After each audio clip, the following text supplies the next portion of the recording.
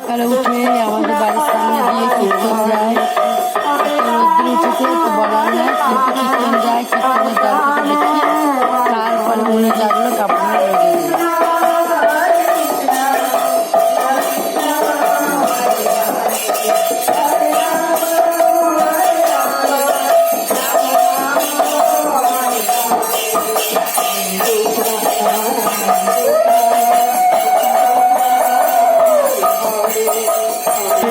মনোরম দৃশ্য দেখে মনটা একটু জড়িয়ে যায়।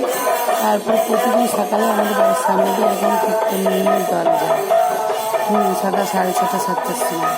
আর বন্ধুরা, আজকে আমি সকালবেলায় এই রোদ্দুরটা দেখে দেখুন সূর্যি মামা কেমন চকচক করছে, সূর্যি মামা চকচক করছে। এই রোদ দেখে আর সামলাতে পারলাম না, পুজোর মশরুম চলে এসছে, ওই জন্যে আমার আর এই রোদ্দুরের লোক সামলাতে পারলাম না, তাই আমি আজকে রোদ দেখে কাপড় রোদে দিতে লাগলাম। কিন্তু এই আমি হাঁপাচ্ছি, কাপড়গুলো একতলা থেকে 3তলার ছাদে নিয়ে আসা পর্যন্ত, তাই একতলা থেকে 3তলা পর্যন্ত কাপড়গুলো আনা, 1তলা থেকে 4তলায় পর্যন্ত কাপড়গুলো নিয়ে এসেছি, তাই হেঁপে গেছি। কিন্তু আমাকে তো দিতেই হবে পুজোর সময়। সূর্য মামা মনে তার কাউরের সঙ্গে ঝগড়া করেছে হয়তো, দিয়ে আজকে বিশাল রোদ্দুর উঠেছে, আমার মুখ চোখ লাল হয়ে গেল। কিন্তু তাও আমি আজকে জিদ ধরেছি যে সকালে উঠে রোদ দেখে আমি কাপড় রোদে দেবই দেবো। তাই দেখুন বন্ধুরা, আমি হেঁপে গেছি, কিন্তু তাও আমি বলছি। দেখুন সব কাপড়গুলো রোদে দিয়েছি, এখন এই রোদ্দুরের ভিতরে কাপড়গুলো আমি রোদে দিয়ে সব কাপড়গুলো রোদে উল্টিয়ে দিলাম, দিয়ে আমি 1 ঘন্টা মতন থবো, 1/2 ঘন্টা আরেকবার উল্টে দেবো, দিয়ে 1/2 ঘন্টা পর আমি নিয়ে চলে যাব নিচে। তাই জন্য আমি 2তলাতে এসে বসে আছি, যে কখন আমার কাপড়গুলো সুন্দর কাপড়গুলো বেশি রোদ যেন না খায়, ওই জন্যে। তা আমি আজকে সকালে উঠেই চাটা খেয়ে আমি কাপড় রোদে দিতে লেগেছি। এরপর কখন রান্না করব, কখন কি করব দেখুন বন্ধুরা। আবার নিচের জানলাটাও দেখছি রোদ চলে এসছে, এবার দেখি গা নিচের জানলাতে গিয়ে আবার নিজের ব্লাউজগুলো দিই গা। আমরা এই ছাদে উঠলে সব কিছুই দেখতে পাই, 4তলার ছাদ থেকে সব কিছুই দেখতে পাই, দৃশ্যটা হেবি সুন্দর।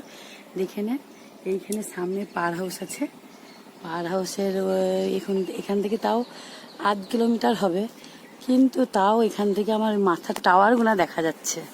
আমি জুম করে দেখাচ্ছি, টাওয়ারগুলো দেখে নেন আপনারা। এখানে টাওয়ারগুলো, এই উপরে উঠলে দৃশ্যটা দেখতে, ওই দৃশ্য দেখবো না কাপড় রোদে দেবো না সূর্যি মামাকে দেখবো, আমি এই জন্য উপরে কালো হয়ে যায় যা হয়ে হোক, কিন্তু আমি ছাদে ফটোগুলো তুলছি। দেখুন আপনাদের দেখাচ্ছি বন্ধুরা, আপনারা যদি সঙ্গে থাকেন তাহলে আমার আরেকটু এনার্জি লাগবে কাপড় রোদে দিয়া।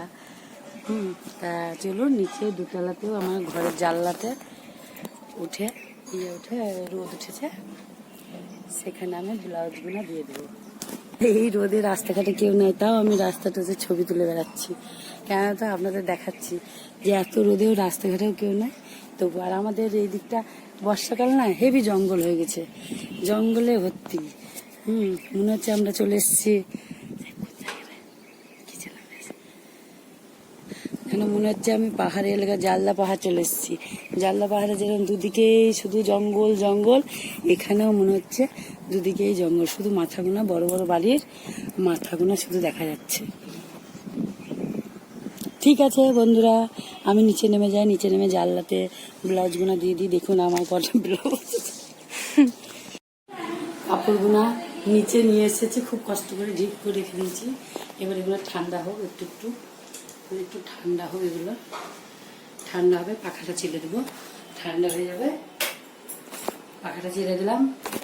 এবার ঠান্ডা হয়ে যাক বিছানাটা, কাপড় কোটা ঠান্ডা হয়ে যাক, তারপরে দেখুন আমি জানলাতে রোদের বান্ডিল ঝুলিয়ে দিয়েছি, টাঙিয়ে দিয়েছি ব্লাউজগুলো, রোদ্দুরে না, একটা র্যাকেটে 6টা 7টা করে ব্লাউজ ভরে দিয়ে দিয়েছি রোদ্দুরে।